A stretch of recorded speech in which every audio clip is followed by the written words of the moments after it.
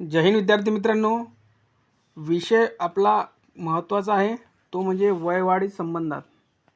तर पहा, शासन सेवेत सरळ सेवेने नियुक्तीच्या कमाल वयोमर्यादेत 31 डिसेंबर 2023 पर्यंत शिथिलता दिली, परंतु 2022 नंतर भरती प्रवेश प्रक्रिया न झाल्याने 2 वर्ष मर्यादा वाढीचा कोणताही फायदा न झाल्याने 31 मार्च 2024 पर्यंत पुन्हा वयोमर्यादेत शिथिलता देण्यात यावी, नसता पुढील 4 दिवसात मोठे आंदोलन उभारण्याबाबत.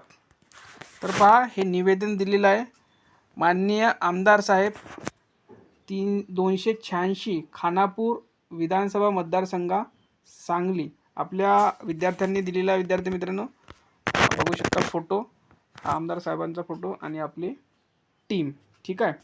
तर पहा, तुम्ही सुद्धा निवेदनं देऊ शकता, कारण की सर्व आमदार कलेक्टर साहेबांना तुम्ही देऊ शकता आणि सर्व शांततेत विद्यार्थी मित्रांनो तुम्ही निवेदन देऊ शकता. 2 जण 3 जण मिळून देऊ शकता विद्यार्थी मित्रांनो. आता बघूया या निवेदनामध्ये नेमकं काय काय दिलेलं आहे ते बघूया.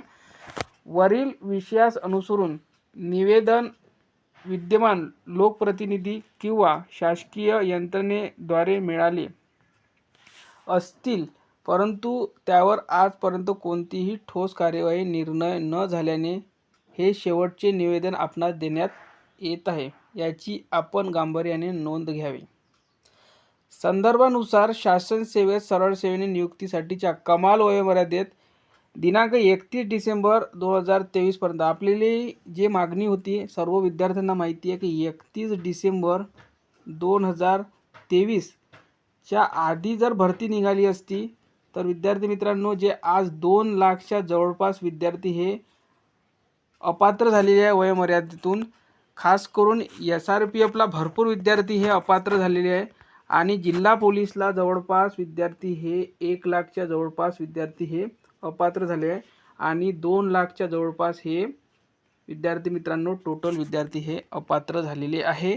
काही विद्यार्थी ते दिवसाने कटलेले आहे, कारण की मार्च महिन्यामध्ये जर 5 मार्च ते 30 मार्चच्या दरम्यान 1991 जर तुमचा जन्मतारीख असेल तर विद्यार्थी मित्रांनो तुम्ही फॉर्म भरू शकत नाही. 1991 यांचा जन्म आहे. 5 मार्च 1991 ते 30 मार्च 1991 मध्ये जर तुमचा जन्म असेल तर तुम्ही फॉर्म भरू शकणार नाही. आपण सुरुवातीलाच सांगितलेलं होतं, पण काही विद्यार्थी मस्त अभ्यास करत बसले आणि आता फॉर्म भरत आहे तर मग कॉल करत आहे की सर माझं वय बसत नाही, तुम्ही काहीतरी करा, तुम्हीच करू शकता, असं तसं ते.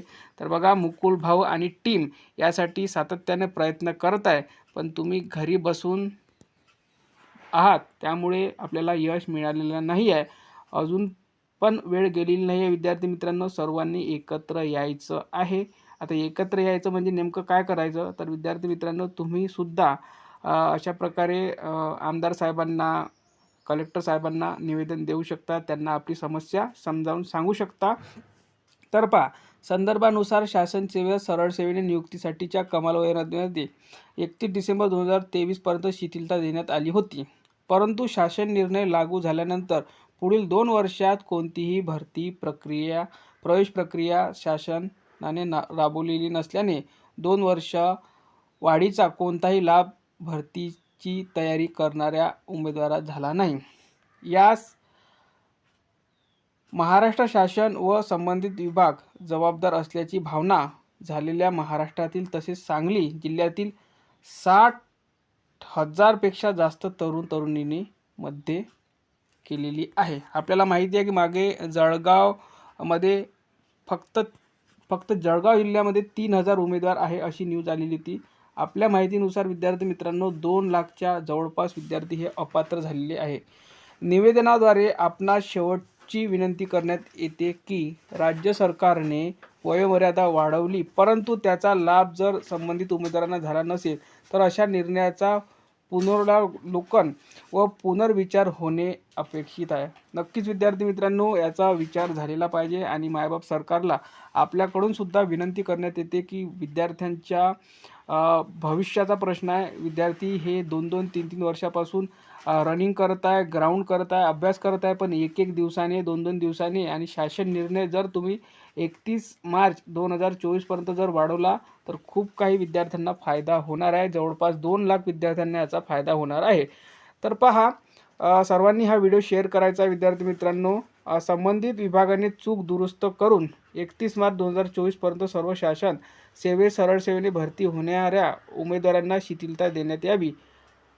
26 मार्च 2024 पासून जिल्हा अधिकारी कार्यालयासमोर सांगली जिल्हा तरुण तरुणी मोठे आंदोलन उभारण्यात येईल, याची आपण गांभीर्याने नोंद घ्यावी.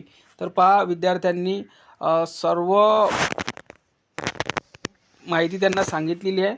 आता बघावं लागेल नेमकं काय होते. बघा, राकेश विलास जाधव हातनोली, सुभाष महादेव जाधव तासगाव, मोनू निरंजन गोंड गोडसे का गोंड आहे, पुलुस का काहीतरी तालुका वाटते, मने कृष्णा महादेव हातनूर, ठीक आहे, रोहित राजाभाऊ साळुंखे तासगाव, अमित मोटे, माफ करा थोडं स्पष्ट दिसत नाही आहे, अमित कुमार नारायण रामटेके हातनूर आणि सुरेश लोखंडे हातनूर, अशा विद्यार्थ्यांनी साहेबांना निवेदन दिलेलं आहे.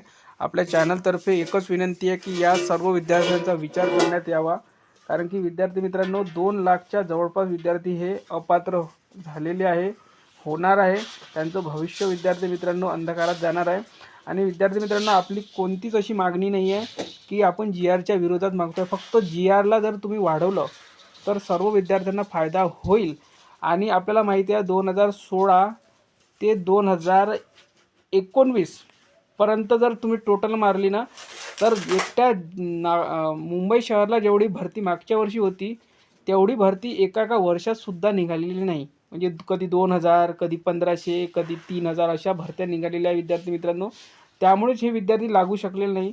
यांची कॅपॅसिटी होती पण जागाच कमी असल्यामुळे विद्यार्थी हे लागलेले नाही. मागच्या वर्षी जी भरती होती ती सर्वात मोठी भरती झालेली आहे आणि यावर्षीसुद्धा लागोपाठ दुसरी भरती काढली सरकारने, तर त्याचे स्वागतच आहे. पण या विद्यार्थ्यांनासुद्धा त्याचा फायदा झाला तर खूप चांगलं होईल विद्यार्थी मित्रांनो. आणि जे विद्यार्थी 18 ते 30च्या दरम्यान आहे त्यांनीसुद्धा या गोष्टीला सपोर्ट करायला पाहिजे, कारण की विद्यार्थी मित्रांनो सर्वांची परिस्थिती एकसारखी नाही आहेत. ही वेळ तुमच्यावरसुद्धा येऊ शकते. तर सर्व विद्यार्थ्यांनी सपोर्ट करा. आणि या व्हिडिओच्या माध्यमातून एकच विनंती करतो की सरकारला की सर्व विद्यार्थ्यांचा एक संधी देण्यात